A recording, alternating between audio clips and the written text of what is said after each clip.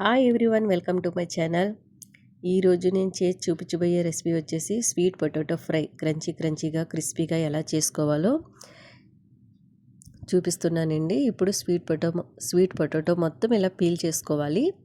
Peel చేసుకున్న తర్వాత దీన్ని ఒకసారి వాష్ చేసుకోవాలండి. వాష్ చేసుకుని ఇలా కోరుకోవాలండి. ఇలా పెద్ద హోల్స్ ఉండేవి మాత్రమే కోరుకోవాలి. చూసారుగా ఎంత బాగా వస్తుందో. ఇలా పెద్ద హోల్స్ ఉండే వైపు మాత్రమే కోరుకుంటే ఇలా పెద్దగా కనిపిస్తుంది. తినేటప్పుడు కూడా బాగుంటుంది తినేదానికి. ఓకే ఫ్రెండ్స్, ఇప్పుడు ఇందులో 1/2 టీ స్పూన్ పసుపు,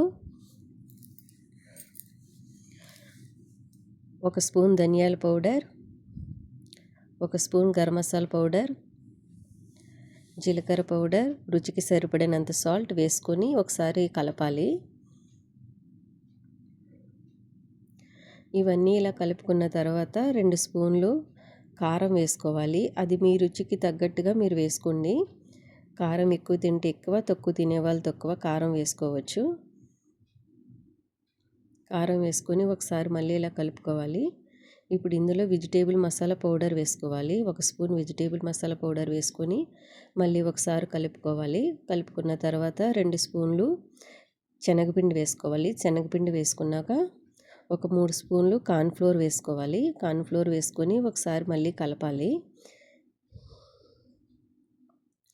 నా ఛానల్ని మీలో ఎవరైనా ఫస్ట్ టైం చూస్తుంటే ప్లీజ్ సబ్స్క్రైబ్. ఇలా కలుపుకున్న తర్వాత ఇందులో పచ్చిమిర్చి, కరివేపాకు వేసి ఒకసారి మళ్ళీ కలుపుకోవాలి.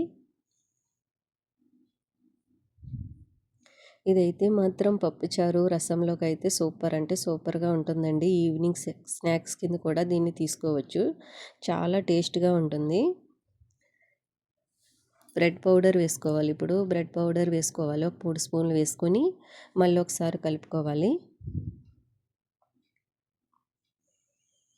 ఇలా కలుపుకున్నాక డీప్ ఫ్రైకి కావాల్సినంత ఆయిల్ వేసుకొని ఆయిల్ అన్నది బాగా వేడవ్వాలండి.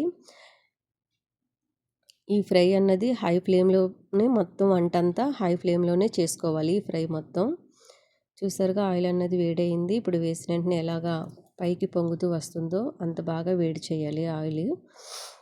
ఆయిల్ అన్నది వేడి చేసిన తర్వాత మనకి ఎంతైతే డీప్ ఫ్రైకి సరిపోతుందో అంత వేసుకొని బాగా ఫ్రై చేసుకోవాలి. వేసిన వెంటనే కూడా మనం దీన్ని కదపకూడదండి. ఒక 2 నిమిషాలు బాగా ఫ్రై అవనివ్వాలి. ఫ్రై అయిన తర్వాత ఇప్పుడు చూసారుగా కొంచెం ఫ్రై అయింది, బ్రౌన్ కలర్లో వచ్చిందిగా.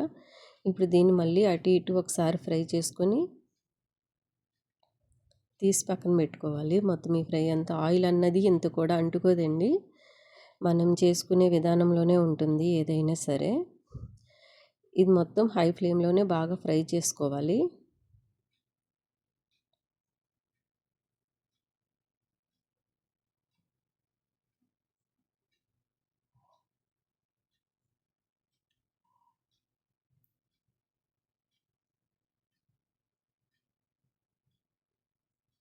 చూసారుగా ఫ్రెండ్స్ ఎంత బాగా ఫ్రై అయ్యిందో. ఇలా డీప్ ఫ్రై అవ్వాలి. బాగా బ్రౌన్ కలర్ వచ్చే వరకు ఫ్రై చేసుకోవాలి. ఇప్పుడు మిగిలింది కదా, ఇంకొక సగం ఉంది, అది కూడా వేసి ఫ్రై చేస్తున్నాను. ఇది కూడా సేమ్ ఒక 2 నిమిషాలు కదపకుండా అలాగే ఉంచుకొని తర్వాత మళ్ళీ ఫ్రై చేసుకోవాలి. కొంచెం బ్రౌన్ కలర్ వచ్చే వరకు బాగా ఫ్రై చేసుకోవాలి. మరీ డీప్గా ఫ్రై చేయకండి, ఎందుకంటే బ్లాక్ కలర్లోకి మారిపోతుంది. కొంచెం బ్రౌన్ కలర్ వచ్చినాక తీసేస్తే సరిపోతుంది. ఓకే ఫ్రెండ్స్, చూసారుగా ఫ్రై అన్నది ఎంత బాగా రెడీ అయిందో.